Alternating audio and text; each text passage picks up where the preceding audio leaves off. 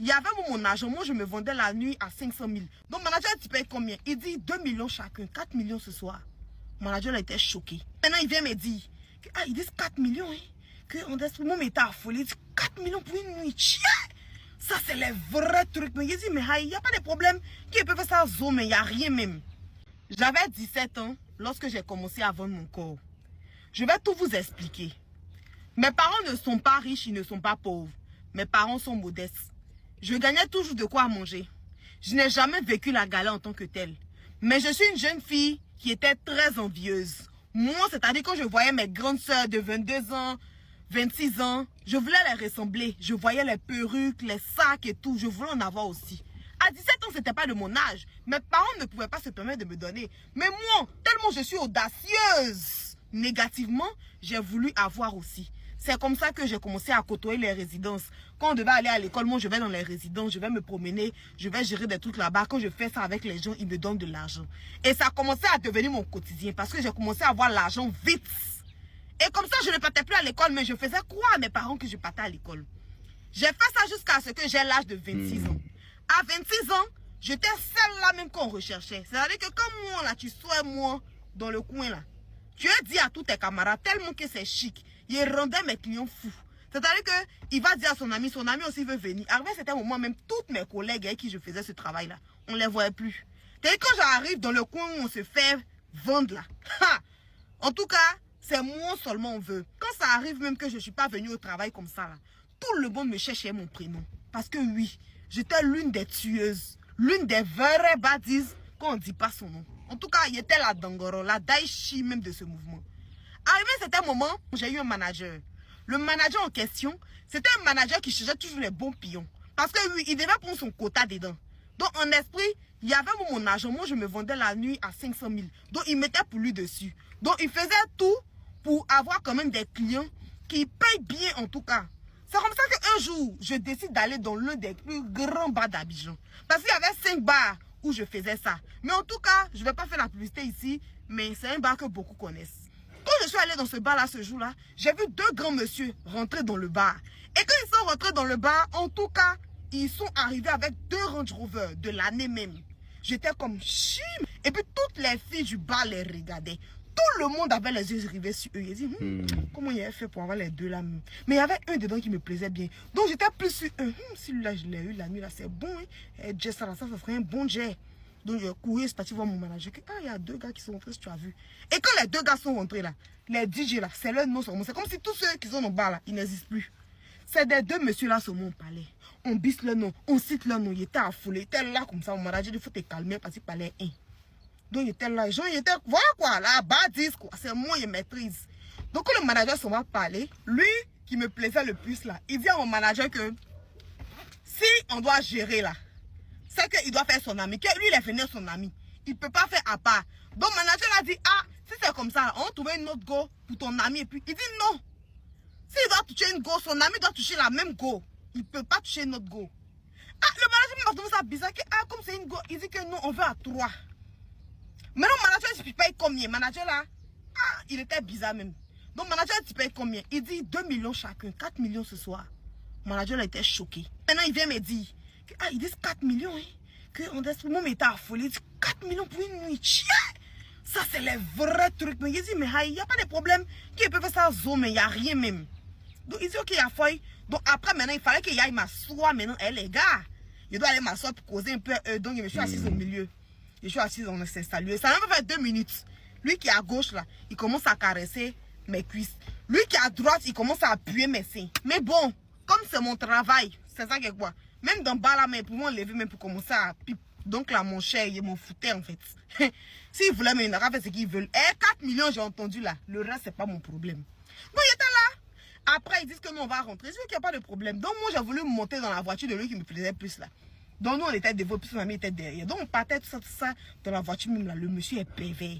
Il me dit, ah, mais tu es bonne, hein? Que quand je suis arrivée dans le bar, mais quand j'ai vu tes seins comme ça, j'étais déjà excitée. J'ai vu tes fesses là, comment c'est là, c'est bien. Tout ça, que c'est que tu vas me montrer les choses la nuit là. C'est que moi-même là, j'aime ça. C'est mon travail, donc ça me disait rien. Il rit seulement, il rit. Mais en tout cas, le gars était pervers. Il parlait juste de mon sexe seulement. C'est de ça seulement il parlait durant tout le trajet. On arrive maintenant à la villa là. Il dit que c'est un palais, une grande maison. Vous ne pouvez pas vous imaginer. Grande maison comme ça. Bien lumineux, bien joli. On arrive, il y a 2 salons. Il y a un salon privé. Donc le salon privé là, c'est là-bas, ils m'ont envoyé. Le salon était classe, chic. Bon frère, il commence à dire, c'est classe, hein, c'est joli. Hein. Donc là, je suis assise, 30 minutes, je ne vois pas quelqu'un. Il dit, mais aïe. Après, lui qui n'est pas trop fond de lui, il dit, ah, tu veux boire du jus? Il dit, bon, oui, un peu de jus. Il sert le jus, il s'en va encore. Une heure, je vois personne. Il dit, mais aïe, c'est que moi, gérer moi est parti à la maison. Arrivé, c'était moment, j'entends une voix qui dit, les verres là m'ont blessé. C'est-à-dire qu'il était obligé de sauter. Donc, j'entends une voix qui dit, il y a un qui dit, ok, il est sorti là-bas, il va faire la fumée là. Et puis on commençait le sacrifice. J'ai dit, quoi? Quand j'ai entendu le sacrifice là, j'ai dit, oui, Jésus-Christ de Nazareth, que tu te lèves, faut que tu te lèves. J'ai soulevé mon sac. J'ai déposé. J'ai enlevé mes paires de talons. J'ai déposé. Mon téléphone là, j'ai mis dans mon calba. J'ai commencé à soulever 1 pied, 2 pieds, 3 pieds. Et il faut dire que dans cette maison là, il y avait 2 entrées. Si je rentrais par l'entrée principale, ils allaient vite m'attraper. Mais l'autre entrée là, c'est les entrées où tu dois grimper le mur. Et puis sur le mur là, il y a des bouteilles cassées. Ceux qui ont vécu en Côte d'Ivoire vont comprendre ce qui est dit. C'est les bouteilles cassées comme ça. On met ça sur les clôtures là, en haut des clôtures là pour que les voleurs là se blessent. C'était par là-bas que je devais passer. Ha! Donc quand je suis arrivé vers là-bas, parce que quand j'ai pris le seuil même de la porte, quand j'ai pris le seuil de la porte du salon, j'entendais les pas. Ils se sont rendus compte que j'ai commencé à me lever. Donc là, je ne pouvais plus tourner derrière. J'étais obligé de pencher ma tête là devant. Si je faisais ça, c'était fini. Donc j'ai commencé à marcher, courir.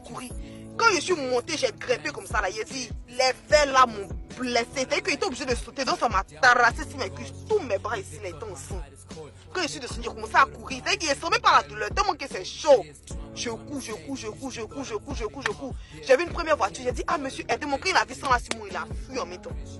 Deuxième taxi j'ai eu là, le monsieur a dit, mais qu'est-ce qui s'est passé mon frère? Il y a des ritualistes derrière moi, il y a des ritualistes, pardon, faut m'aider, pardon.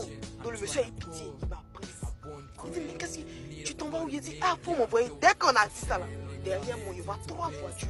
Les messieurs, ils étaient 2. Je ne sais pas la 3e voiture, c'est qui était dans les gars comme ça. Il dit, taximètre là, il prend à gauche, il maîtrise même les raccourcis. Il prend à gauche, il rentre dans les quartiers, il rentre ici, il dit que où on voit les rues. Les 3 voitures là nous ont perdu. Les 3 voitures là nous ont perdu. Je dis, je ne sais même pas c'est quel merci je vais dire au monsieur. Je ne sais même pas c'est quoi il lui dit. Ils m'ont envoyé à l'hôpital. Mes parents sont arrivés. On est là. Ils sont là. Qu'est-ce qui s'est passé ici là? Je pleure. Je j'ai expliqué. Mes parents même étaient déçus de moi. Donc mon père a dit, on va aller dans la maison là-bas. On va aller là-bas. On arrive là-bas là, il n'y a pas de maison, c'est cimetière. Il me demande, tu es sûr que c'est ici? Il dit, c'est ici, papa, c'est ici, il était. Je regrette. Ne me jugez pas. Nous, on ne va pas te juger. Nous, on te juge par rapport à quoi? Nous-mêmes là, on n'est pas cette nuit touche. Nous-mêmes là, on a nos péchés qui sont sur nous. Nous-mêmes là, il y a des choses qu'on a fait et puis on regrette. Bien sûr. Mais si aujourd'hui, à travers ton histoire, quelqu'un va écouter. Et puis la personne va comprendre que vendre son corps, c'est pas la seule façon d'avoir l'argent. C'est déjà bon. Si une fille qui est dans le milieu va savoir que c'est pas la seule option pour se faire de l'argent, c'est que c'est une grande utilité, ma chère. Dieu merci, tu as compris. Dieu merci, tu as quitté dedans. Dieu merci, Dieu t'a montré en long et en large ce à quoi tu étais exposé. En tout cas, je ne sais pas vous qui êtes dans les commentaires. Mais qu'est-ce que vous pensez de cette histoire? Selon vous, bien, les gars. J'espère que vous avez écouté la vidéo attentivement avec moi jusqu'à la fin. Vous avez écouté l'histoire. Je vais vous raconter un tout petit peu une histoire que j'ai vue sur les réseaux sociaux. Il y a certains brouteurs, ça se passe au Nigeria. C'est pas que je vais vous raconter, je vais vous dire comment ça s'est passé. Une jeune fille est tombée dans le même piège en voulant aller vendre son pétou, genre en voulant aller vendre son corps. Il est tombé dans le même piège que ce que le gars et la fille là est en train de raconter là. C'est-à-dire la fille en question dont moi je suis en train de parler, elle a été finie, ils ont enlevé son pétou, ils ont tout enlevé. La go en question, elle a rencontré des gars sur les réseaux sociaux. Donc elle a commencé à causer avec les gars, ils ont tissé une relation, ainsi de suite, ils ont tissé des liens, vous comprenez, c'est-à-dire ils ont causé sur les réseaux sociaux. C'est le gars en question, c'est un gars et puis son ami, mais le gars en question a dit à la fille que c'est comme ça, tu me plais, ainsi de suite, vous comprenez. Et ils ont donné, et le gars a donné rendez-vous à la go. La go est rentrée, c'est-à-dire la go est venue là-bas. La go a dit, si je viens, tu vas me donner l'argent parce que j'ai besoin de l'argent pour aller faire telle chose, payer telle chose, payer telle chose. Et le gars a dit non, c'est pas un problème. Si c'est côté argent là, faut pas t'inquiéter. Le gars en question, les jeunes en question, donc, c'est-à-dire les jeunes en question qui ont donné rendez-vous à la go là, les jeunes en question, ce sont des brouteurs, ce sont des Yahoo boys. Au Nigeria, on dit les Yahoo boys. Ici, en Côte d'Ivoire, on dit les brouteurs, ainsi de suite. C'est-à-dire ceux qui ont fait les amours. Ceux qui ont fait les amours là. Ceux qui font les amours, histoire des amours là, c'est eux. Donc, ils ont donné rendez-vous. La go s'est rendue au lieu.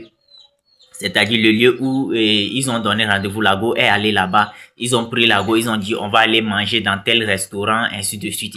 Ils ont pris la go, ils sont partis dans la brousse avec. Ils ont filmé la go.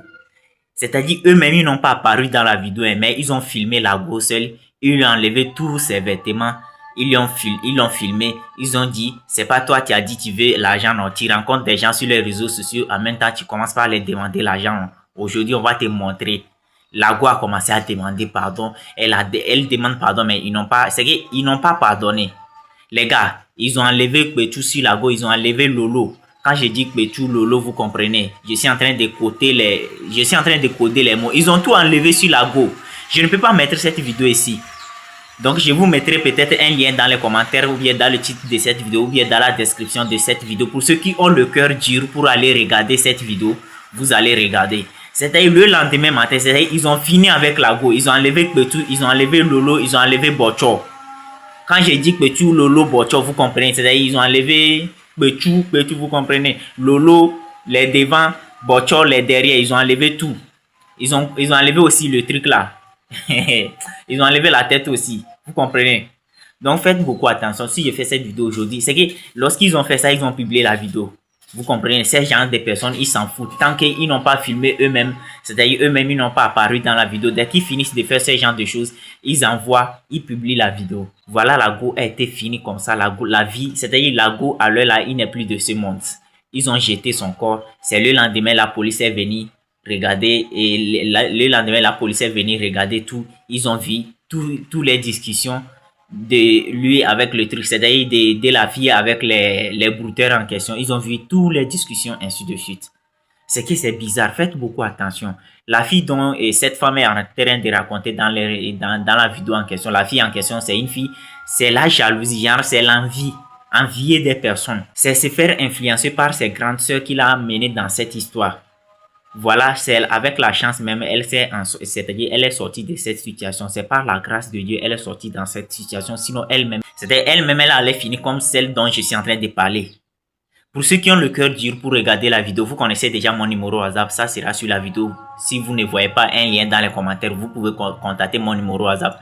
Je vous enverrai les vidéos. Vous allez regarder. Si vous avez le cœur dur pour regarder, je vous enverrai les vidéos.